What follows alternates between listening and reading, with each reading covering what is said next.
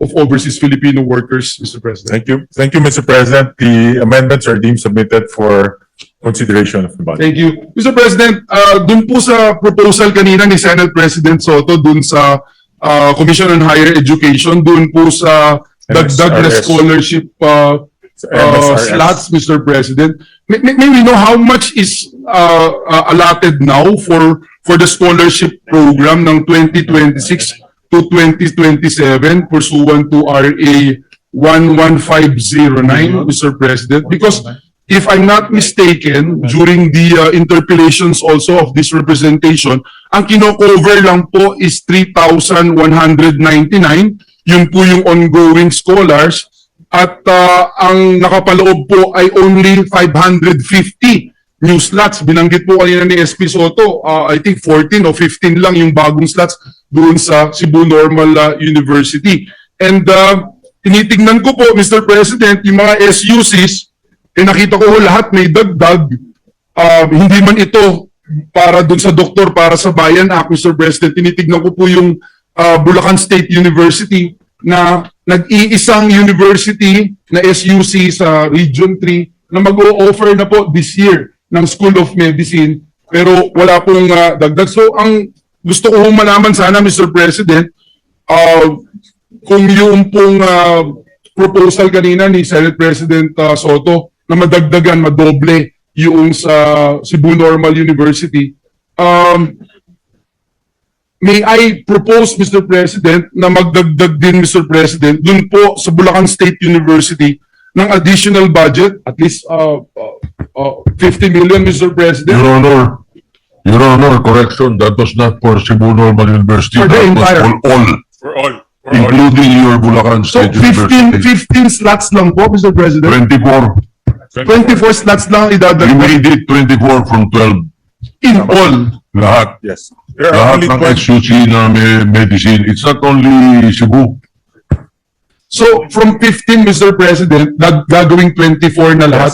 So, Mr. President, yung 24 po na yun, Mr. President, lahat na nang nag-o-offer ng School of Medicine, whether it's private or SUCs, Suks lang. Suks. SUCs lang, Mr. President, including, like for example, Mr. President, right now, how many SUCs are offering School of Medicine in Region 3, Mr. President? 27 po. Nationwide po, 27. But in Region 3, Mr. President? I would assume Bulacan State. Just Bulacan State.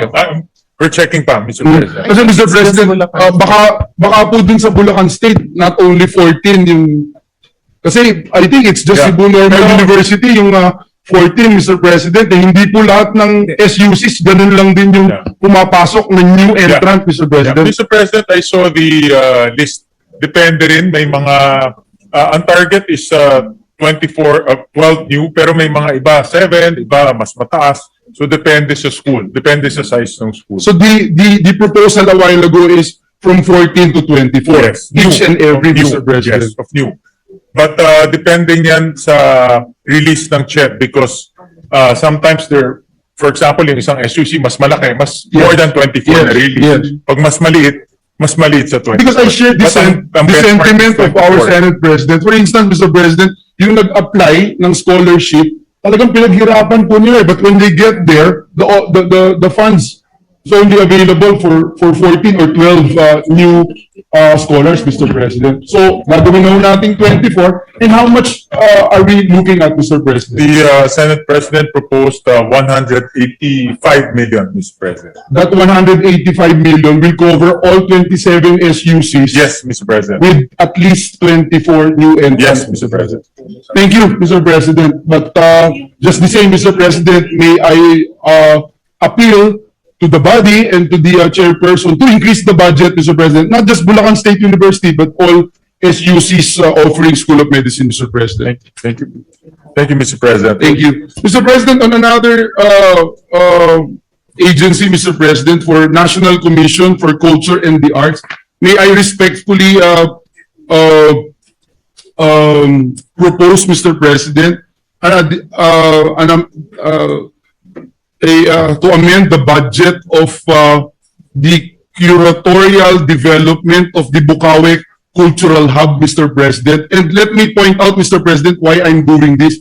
Kasi nung ginagawa po nila itong cultural hub na ito, na-discover po nila na ito lang ang isa sa dalawang heritage center sa Bulacan na way back, I forgot, Mr. President, the reason being, Mr. President, na kaya lumaki ho ngayon yung pondo dahil nakita nila, na-discover nila yung ilalim, naging kwadra pala ng panahon ng Espanyol, Mr. President. And so, because of that, Mr. President, lumaki ngayon yung budget na kinakailangan ng National Commission for Culture and the Arts. And so, they wrote us a letter na madagdagan yung budget para ho matapos nila, Mr. President, yung pong curatorial development of the cultural hub in Bukawi, Mr. President. May I respectfully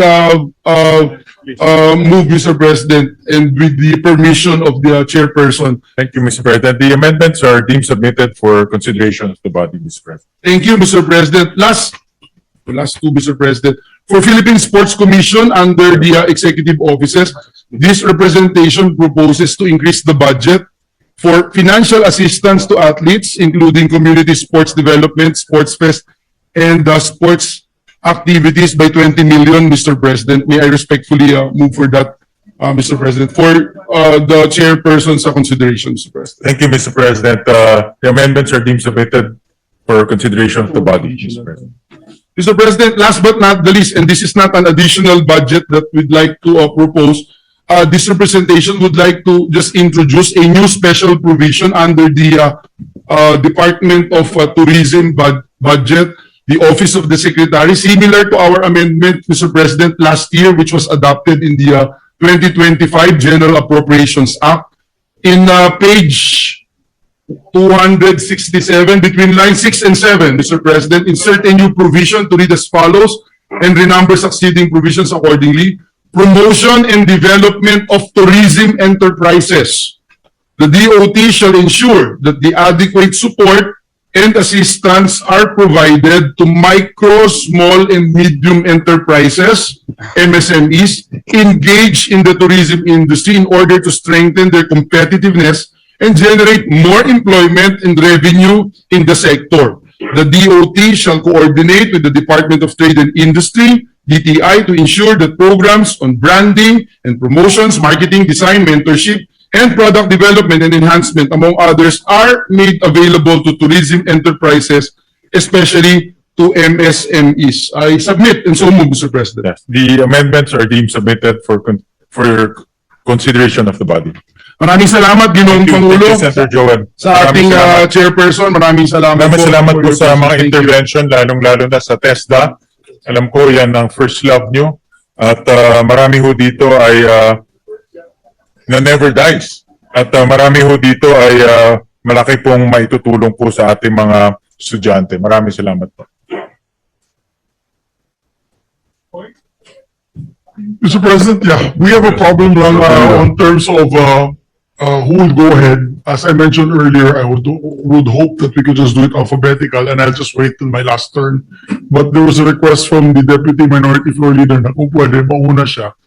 I leave it to the presiding officer, our Senate President, in his better judgment. Do we do it alphabetical or do we do it the request of the Deputy Majority and Minority Leader? Mr. President, sa akin lang naman po, kahit na, I think I'm number 2 alphabetically. I don't really mind kahit sinabi mong reverse alphabetical, kahit last. Pero sumusunod lang naman ako dun sa nasabi kasi kailangan ko din mag-step out to attend to a few things. So I was waiting for my turn. So yun lang sana masunod kasi alam kong mahaba to eh. Mahaba to. I prepared for this day na mahaba ito. So yun lang naman kasi yun yung na-announce. Yun lang naman. Kaya nga sinabihan ko pa si Senator Bam, are you ready? Kasi ako yung next sa'yo. Yun lang naman po, with all due Yeah, respect to let's do it everyone. alphabetical. Kaya lang, sana, let's confine it to the proposed amendment. And hindi na kailangan predicate, mahaba, no, Mr. It's no longer the period of interpellation, you're in the period of amendments. And, you know, there are colleagues of ours who called my attention. And if you will look at we're on live stream, no? And if you will look at the comments of the live streaming, you won't like it, believe me. Oh, yes. So, that's... So with the let's permission proceed. of the deputies, with the permission of the deputies, can we just go back and revert to the Yes. alphabetical order? So let's, go with Senator Senator Bam Aquino. Aquino is recognized. Thank you, Mr. Chairman. Thank you, Majority Floor Leader. This will be brief, Mr. President.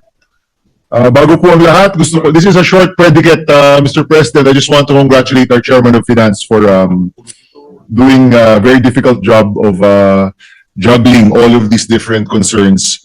Gusto ko rin banggitin, Mr. President, kanina,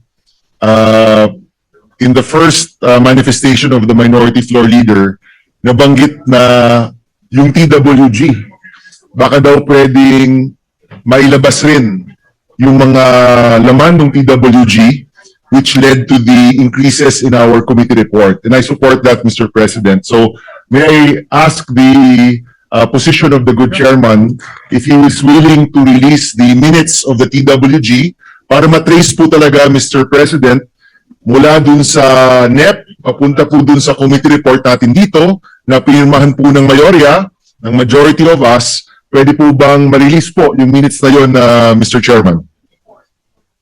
Yeah, meron ho yung transcript, Mr. President, and we can share that to the body, Mr. President. Thank you. And will you also to share it with the public? Yes, Mr. President, we can share that to the public. Maraming salamat, Mr. Chairman. Pangalawa, Mr. Chairman, may I just say that most of my suggestions were actually taken already and are reflected in the committee report.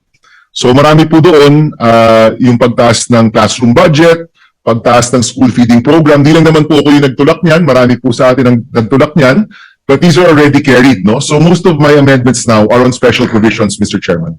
So if I may, first, for CHED, under selection of new UAQTE test grantees, after, quote, and beneficiaries under RA number 11861, Expanded Solo Parents Welfare Act, close quotation, insert, as well as students at risk of dropping out, in parenthesis, SARDO, subject to guidelines set by the UNIFAST Board. To ensure that test benefits are received only by verified and enrolled students, the aforementioned institutions shall post in designated public notice areas the list of qualified test beneficiaries to uphold transparency and public access to information. I so submit, Mr. President. Thank you, Mr. President. The amendments are deemed submitted for consideration of the body. Thank you. Secondly, for CHED, under Higher Education Development Program, add 500 million pesos under MOE for financial support for related learning experience, parenthesis RLE requirements in Allied Health Sciences Program. Insert a new special provision to be read as follows. Financial support for related learning experience requirements in Allied Health Sciences programs. The amount of 500 million pesos appropriated herein under the Higher Education Development Program shall be used to provide one-time financial support to cover expenses incurred by students in allied health programs in fulfilling the related learning experience requirements, provided that priority shall be given to low-income students, provided further that the CHED shall issue the necessary guidelines for the equitable and efficient implementation of this provision. So submitted, Mr. President. Thank you.